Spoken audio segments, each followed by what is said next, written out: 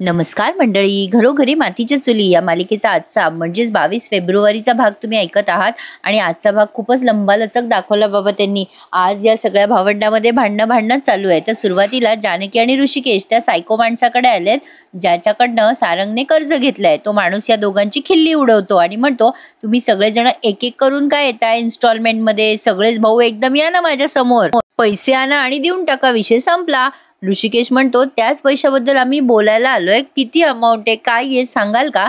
मग आता तो माणूस आणखीन खिल्ली उडवतो आणि म्हणतो, काय केवढे मोठे माणसं आहे तुम्ही, रणदिवे म्हणतात तुम्हाला, फक्त 5 करोड तर रडारड कशाला करताय तुम्ही एवढी? आता ऋषिकेश म्हणतो, थोडी मुदत दिली असती तर बरं झालं असतं आम्हाला. मग तो माणूस म्हणतो, देतो. मुदत हवीये का? एक बोट पकडा बरं, माझ्या दोन्ही बोटांपैकी एक. ऋषिकेश एक बोट पकडतो तेव्हा तो माणूस म्हणतो, अरे हे बोट पकडलं असतं तर नक्कीच तुम्हाला मुदतीची वाढ दिली असती.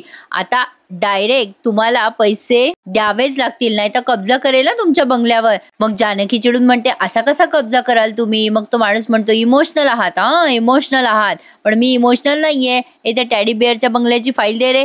आता ऋषिकेशला त्याने ते कॉन्ट्रॅक्ट वगैरे सगळं दाखवलंय की ही तुमच्या टेडी बेअरने कॉन्ट्रॅक्ट केलेलं आहे. वाचा सगळं कॉन्ट्रॅक्ट नीट वाचा. पैसे दिले नाही तर बंगल्यात ताब्यात घेऊ असं त्यात स्पष्टपणे लिहिलंय.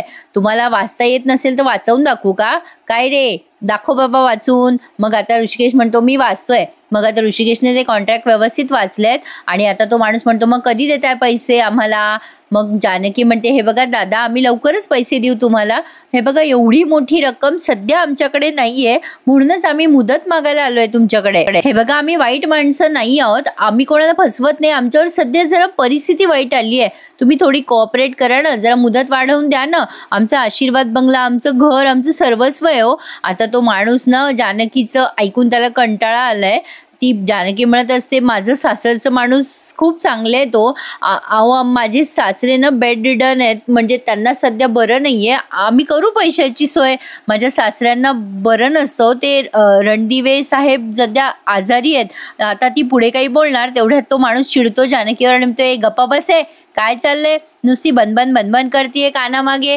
पैसे भरा आणि चला, काय तुमचं घर घ्यायचं ते घ्या, निघा इथून. जानकी तरी सुद्धा हात जोडून त्याला पुन्हा रिक्वेस्ट करायला जाते, तेव्हा तो माणूस जानकीला हात लावणार असतो, जोरात तिला मारणार असतो. तेव्हा हा ऋषिकेश चिडतो आणि म्हणतो, हरामखोर, माझ्या बायकोला हात कसं काय लावलं रे? ऋषिकेश खूप डॅशिंग आहे प्रेक्षकांनो. तो म्हणतो, हरामखोर, माझ्या बायकोला हात लावायची हिंमत कशी केली रे तू?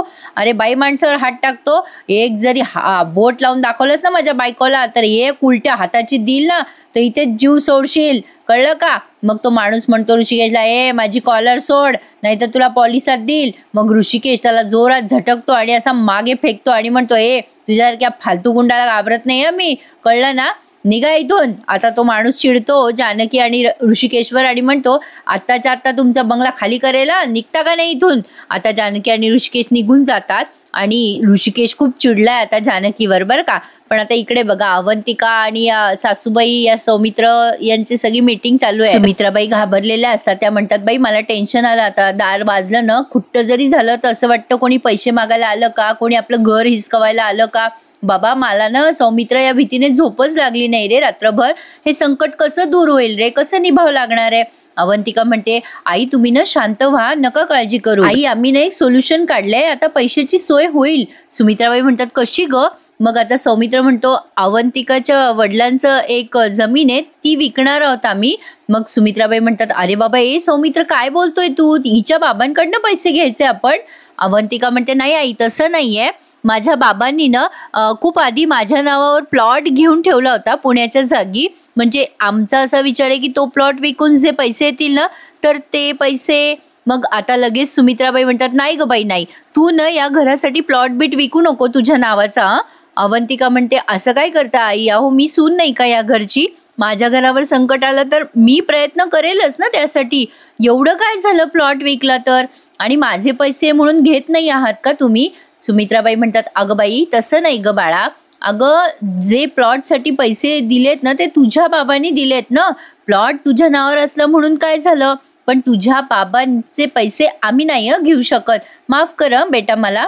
आता अवंतिका म्हणते आई असं काय करता, हे सौमी समजून सांग ना आईंना. सौमित्र म्हणतो अगं आई आता आपलं घर वाचवणं महत्वाचं आहे. अवंतिका काय म्हणते ऐक ना, अगं आपलं घर वाचवूयात आणि पैसे घेऊयात सध्या.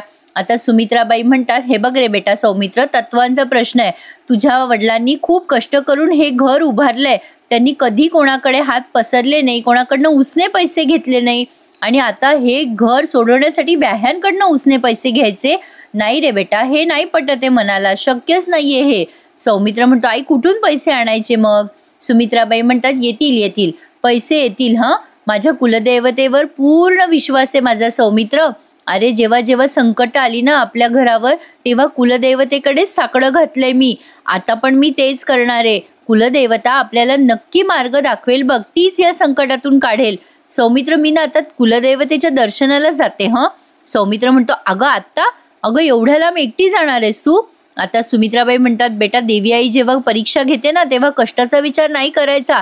नशीब जेव्हा खडतर असतं ना तेव्हा देवी आईच तारून नेते. तेव्हा मी दर्शनाला जाणार आणि तुम्ही काळजी करू नका.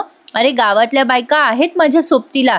मी 2 दिवस राहीन, दर्शन घेईल, आईला साकडं घेईल आणि येईल परत. तिथे आहे भक्त निवास, तिथे राहील मी. माझी काळजी करू नका, मला निघावं लागेल. अवंतिका आता जरा काळजी करतीच आहे, पण आता लगेच सुमित्राबाई निघाल्या असं त्यांनी दाखवलंय प्रेक्षकांनो. आता या ऐश्वर्याला तिचा प्लॅन एक्झिक्यूट करायचा आहे ना, ते पेस्ट कंट्रोलवाला. मग आता बघा जानकी आणि ऋषिकेश दोघेही तिथून निघालेत त्या माणसाकडनं. आता ही जानकी त्याच्या खूप मागे मागे करते, त्याला थांबवते. थांबा ना ऋषिकेश, अहो ऐकून तर घ्या माझं. ऋषिकेश आता प्रचंड संतापतो आणि म्हणतो मला काही ऐकायचं नाहीये तुझं जानकी. तुझ्या सांगण्यावरनं मी तिथे गेलो ना, त्या माणसाला रिक्वेस्ट केली ना, कशा भाषेत बोलत होता तो. अगं त्याने अंगावर हात टाकला तुझ्या. जानकी म्हणत असे शांत व्हा ऋषिकेश, आपलं घर जाईल हातात ना आपल्या. तर हा ऋषिकेश म्हणतो जाईल काय करतेस जानकी, अगं गेलंच ते घर हातात ना. तो कॉन्ट्रॅक्ट वाचलं का तू. अगं तो बिंडोक सारंग त्याने काय भांग पिऊन सही केली का, त्याला त्या कॉन्ट्रॅक्ट मधले क्लॉजेस वाचता नाही आले का, मूर्ख कुठला. सगळी अक्कल त्या सयाजीरावाच्या म्हणण्यानुसार चालते ना त्या सारंगची. म्हणेल सयाजीराव तीच पूर्व दिशा. आता काय करायचं, त्याला म्हणा जा त्या सयाजीरावापुढे लोटांगण घाल.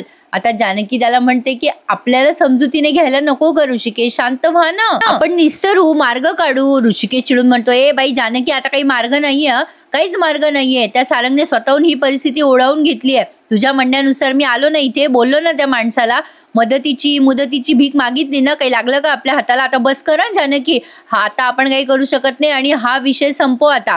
तुलाही काही करता येणार नाही आणि मलाही काही करता येणार नाही, घर गेलं हातातनं असं म्हणून तो निघून जातो. आता जानकीला महा टेन्शन आलेलं आहे. आज न मंडळी एका मागून एक खूप सीन दाखवलेत. आता सौमित्र अवंतिका बोलताना दाखवलेत. अवंतिका म्हणते पोहोचल्या का आई. सौमित्र म्हणतो हो पोहोचली आई, मेसेज केलाय तिने. आता अवंतिका म्हणे मेसेज का केला. मग सौमित्र म्हणतो अगं तिच्या फोनची बॅटरी डाऊन आहे, बिचारी आई या वयात आराम करायचा तर पोरांच्या चुका निस्तरते. आता ते वाक्य सारंग आणि ऐश्वर्याने तेवढं वाक्य बरोबर ऐकलं. आता लगेच ऐश्वर्या त्या सौमित्रशी डोकं लावायला जाते आणि म्हणते काय बोलला तो भाऊजी तुम्ही, आराम करायच्या वयात मुलाची चूक निस्तरते आई. नाही तुम्ही चुका केल्यात वाटतं. आता लगेच सौमित्र म्हणतो मी काय चुका केल्या ग. आता अवंतिका म्हणते ए तुला लाज नाही वाटत ग ऐश्वर्या, एवढी चिटिंग केली तरी पण एवढा दिमाग दाखवतेस, स्वतः घोडचुका करते आणि दुसऱ्याला काय शिकवते ग. मग आता सौमित्र म्हणतो जाऊ दे का अवंतिका, नादी नको लागू तिच्या.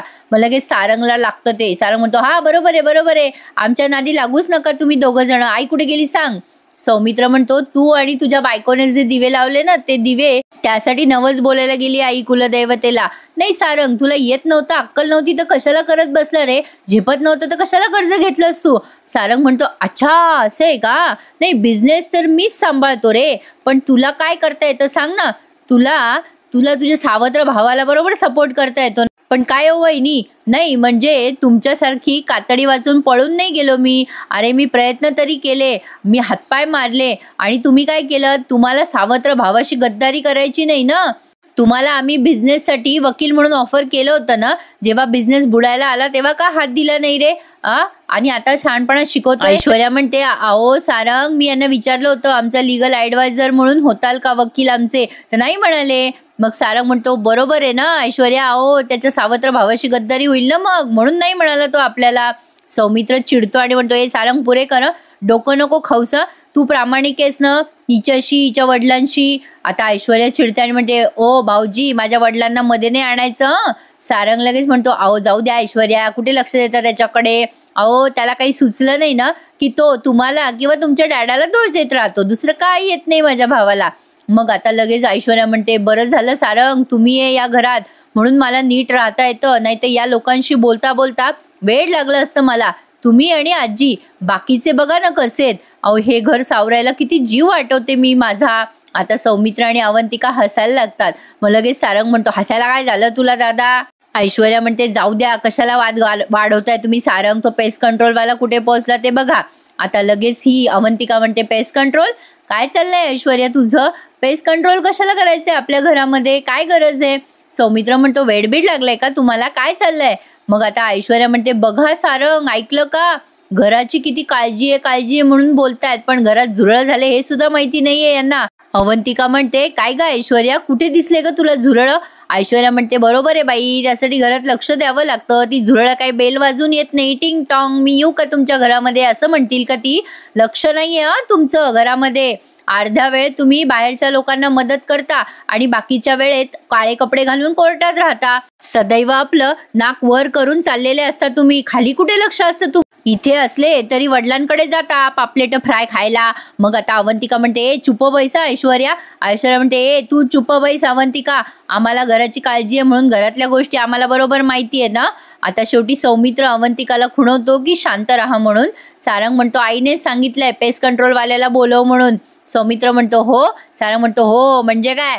आता ऐश्वर्या म्हणते, जाऊ द्या ना सारंग, कशाला वेळ घालवताय, आपल्याला वेळ नाहीये, आपण पटकन जाऊ पेस्ट कंट्रोलवाल्याला बोलवा. ऐश्वर्या एवढं बोलते आणि निघून जाते आणि सारंग आता पेस्ट कंट्रोलवाल्याला बोलवायला गेलाय. आता अवंतिका चिडते आणि म्हणते, काय चाललंय हिचं सौमी, झुरळ झुरळ, मला तर वाटतं ते झुरळाचं औषध नाही ऐश्वर्याच्या नाकावरच मारावं. आणि हिच्या का पोटात दुखतंय, मी माझ्या वडिलांकडे पापलेट खायला जाते तर ही सतत डॅडा डॅडा करत असते, हे चालतं का हिला.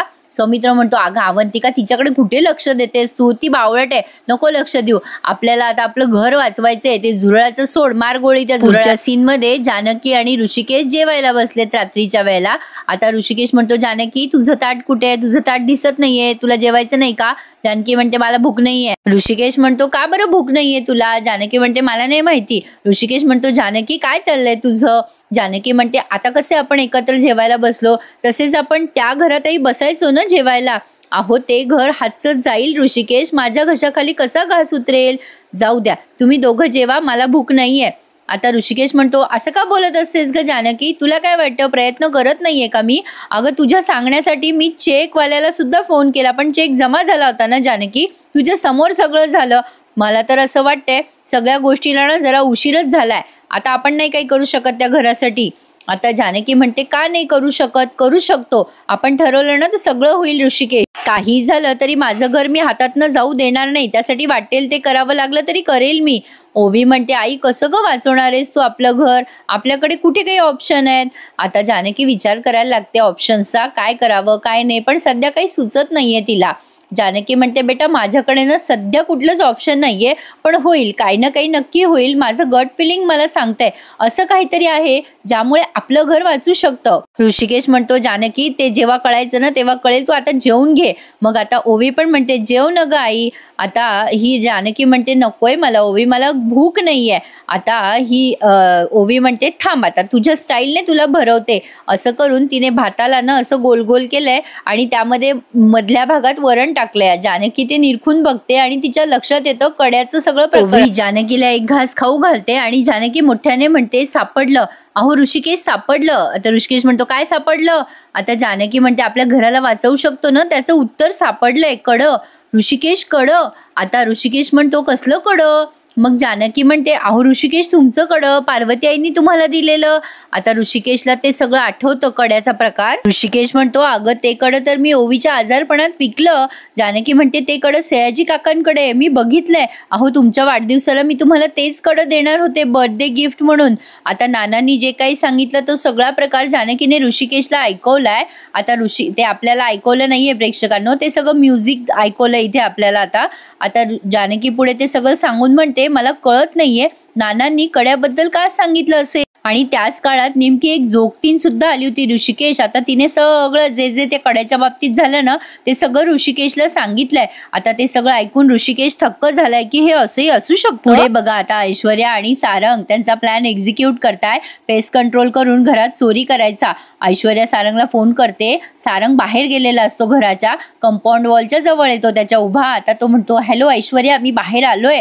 ऐश्वर्या म्हणते पोहोचले ना तुम्ही. आता त्या भिंतीजवळ मी कपडे ठेवलेत पेस्ट कंट्रोलचे, ते बघा तिथेच जवळपास असतील. सारंग म्हणतो कुठे बघू, सापडत नाहीये.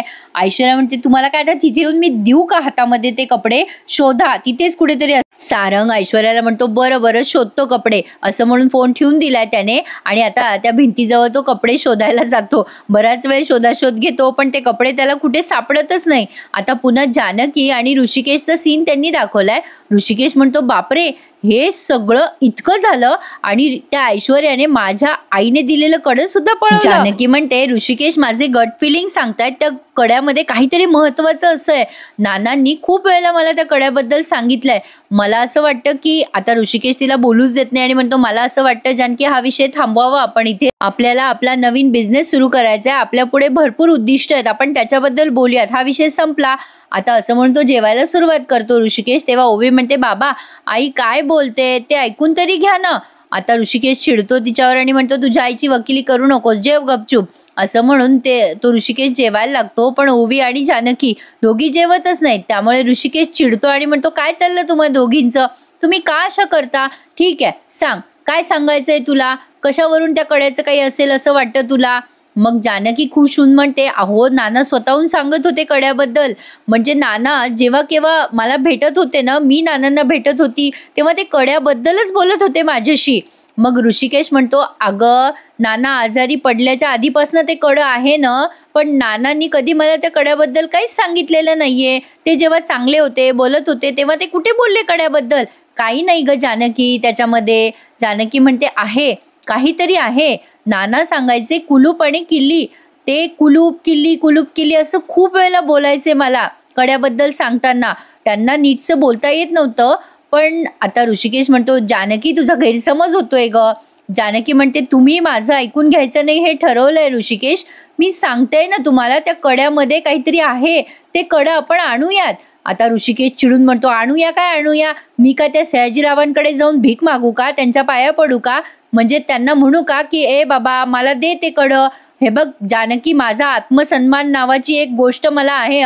मला आता प्लीज तू फोर्स करू नको, त्या लोकांसाठी मला जबरदस्ती करू नको, त्यांना त्यांच्या कर्माची फळं भोगू दे. असं म्हणून ऋषिकेश उठून जातो जेवणावरनं. पण जानकी ठरवते काहीही झालं तरी मी ते कडं परत आणेल. नशिबाने आपलं दार ठोठवलंय आणि आता ही जीत आपलीच होणार आहे, मी घर परत मिळवेलच. इकडे सारंगला गुलाब पकडतो रात्री बेरात्रीचा बाहेर काहीतरी शोधताना. गुलाब म्हणतो काय हो सारंग दादा काय करता इथे. सारंग खूप घाबरतो त्याला बघून आणि म्हणतो काही नाही कुठे नाही.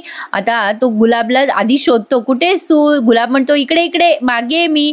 मग आता सारंग म्हणतो गुलाब तू इथे काय करतोयस. मग गुलाब म्हणतो तुम्ही काय करताय एवढ्या रात्रीचे इथे. मग आता सारंग म्हणतो कुठे काय काही नाही करतोय.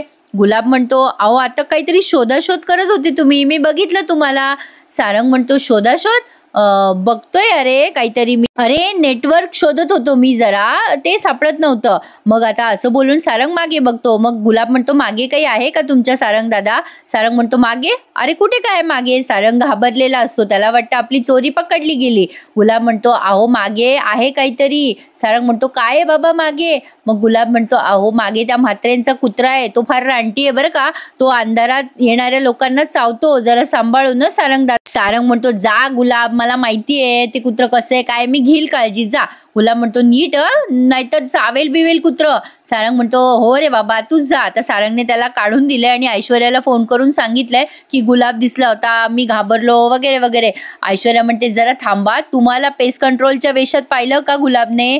आता ती सारंग तो म्हणतो ऐश्वर्याला नाही नाही पेस्ट कंट्रोलचा वेश घातलेला नाही बघितलं, पण ऐश्वर्या मला भीती वाटते हो आता. मी पाठवलंय गुलाबला, पण ऐश्वर्या मी याच्यासाठी फोन केला की आता काय करायचं, योग्य वेळेला, केव्हा निघू, कसं करू? ऐश्वर्या म्हणते पटकन चेंज करा ते कपडे आणि या इकडे लवकर. सारंग म्हणतो अहो ऐश्वर्या, पण मला कोणी पकडलं तर? अहो मला भीती वाटते हो ऐश्वर्या. दादा वहिनीला कळलं मी आहे तर, त्यांनी प्रश्न विचारले तर?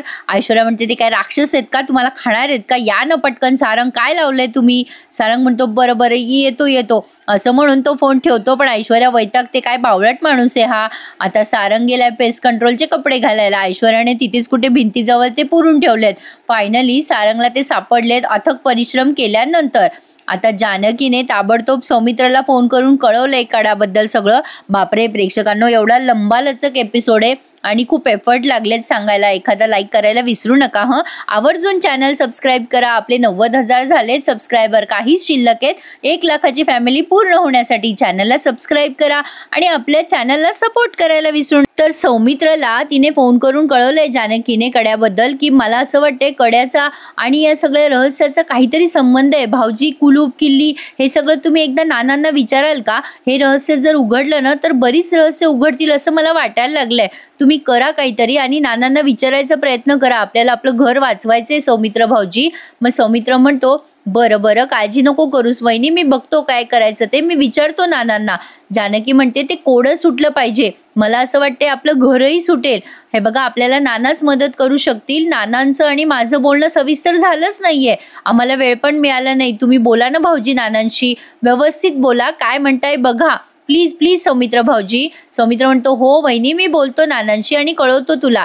आता जानकी म्हणते मी तुमच्या फोनची वाट बघेल. आता त्यांचा फोनाफोनी झाली आहे, बंद केलाय फोन. आता सौमित्र दार उघडून खाली जातो आणि पुन्हा एकदा ऐश्वर्याची आणि अवंतिकाची तू मेमे झाली आहे. गुलाब येतो घरात आणि अवंतिकाला म्हणतो अहो वहिनी साहेब, मला ना ताई साहेबांनी पाठवलंय, सुमित्रा ताईंनी, काही हवं नको ते बघ असं म्हणाल्या.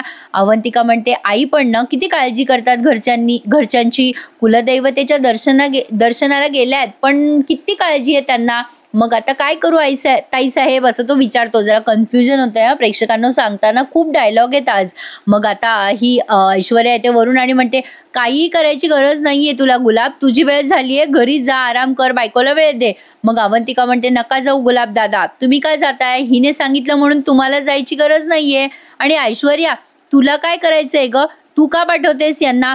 ऐश्वर्या म्हणते अवंतिका, सासू घरात नाहीये तुझी, आता मला सासू व्हायला लावू नकोस तुझी. अवंतिका म्हणते तू आणि माझी सासू, तू जर माझी सासू असते ना तर तुला खूप सासूरवास केला असता मी. गुलाब हसायला लागतो. मग लगेच ऐश्वर्या म्हणते काय फालतू जोकवर हसतोस रे गुलाब. मग म्हणते त्या गुलाबला चल जा निघ घरी जा. पण अवंतिका म्हणते नाही दादा, तुम्ही जायचं नाही हिच्या सांगण्यावरनं.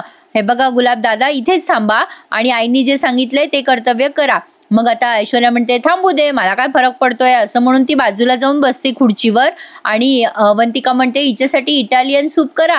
आता ऐश्वर्या मनात विचार करते बरं झालं एक आणखीन साक्षीदार मिळाला मला, असं ती मनातल्या मनात विचार करते. आणि गुलाब तिच्यासाठी सूप करायला जातो. इकडे जानकी देवाला प्रार्थना करते की देवा काही ना काही क्लू मिळू दे त्या कड्याबद्दल आणि हे घराचेही कोडं सुटू दे आणि या कड्याचेही कोडं देवा, आता सगळी भिस्त तुझ्यावर आहे आणि नानांवर आहे, काहीतरी चमत्कार कर असं ती देवाला प्रार्थना करते. आणि ते देवघराचं लॉक आपल्याला दाखवलंय. तर प्रेक्षकांनो हा भाग फायनली संपला बाबा. आणि आता पुढच्या भागामध्ये सारंग आलाय पेस्ट कंट्रोलवाला बनून. पण ऐश्वर्या आता प्लॅन बदलते. सारंगला म्हणते गुलाबला जाऊन भेटा आणि मुद्दाम विचारा पेस्ट कंट्रोलवाला आला का. आता सारंग त्याचं वेश काढतो आणि गुलाबला विचारतो जाऊन. आता ऐश्वर्या तो वेश घालते आणि तिथे पेस्ट कंट्रोल करायला घेते, कारण तिला माहितीये सारंगला काही जमणार नाही. तेवढ्यात जानकी आणि सौमित्र फोनवर बोलत असतात आणि ही ऐश्वर्या त्या खोलीत घुसते आणि सौमित्रच्या अंगावर तो धूर मारते. त्यामुळे सौमित्र, अवंतिका, नाना बेशुद्ध होतात आणि या जानकीला आवाज जातो खोकल्याचा. त्यामुळे ती ऐश्वर्याच्या प्लॅनमुळे सगळे बेशुद्ध झालेत. आता ऐश्वर्या दागिने चोरू शकेल का, कारण जानकीला आधीच भनक लागलीये की ऐश्वर्या काहीतरी गडबड करते. त्यामुळे जानकी तिथे पोहोचते. आता बघूयात पुढे काय घडते. प्रेक्षकांनो चॅनल सबस्क्राईब करा आणि आपले सगळे रिव्ह्यूज एन्जॉय करा. धन्यवाद.